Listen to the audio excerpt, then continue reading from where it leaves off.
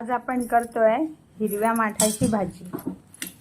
अतिशय थंड असते ही, उन्हाळ्यात आपल्याला आपल्या शरीराला थंडावा देणारी आणि पालेभाज्या ह्या नेहमी खायला खूप छान वाटतात। तर आता आपण हिरव्या माठाची हिरव्या मिरचीची भाजी करत आहोत। तर आपण कांदा, मिरची आणि टमाटर बारीक चिरून घेतलेला आहे आणि हा फोडणीला घालताना मात्र लसूणच बारीक चिरून घालायचा असतो, म्हणजे त्याचा स्वाद वेगळा येतो आणि थंड असल्यामुळे ती बाधत पण नाही।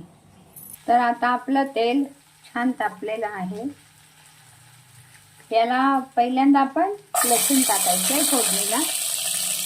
प्रत्येक भाजीचं एक शास्त्र असतं। हिंग,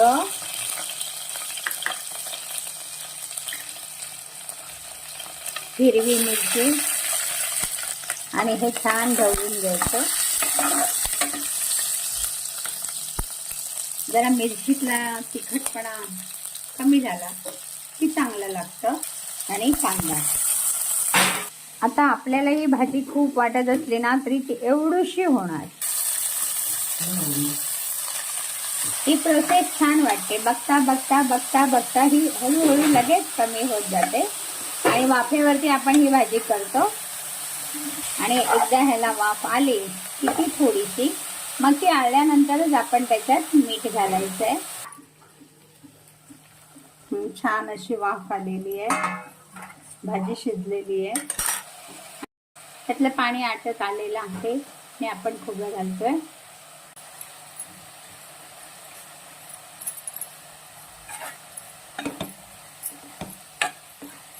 किती छान वाटतंय ना।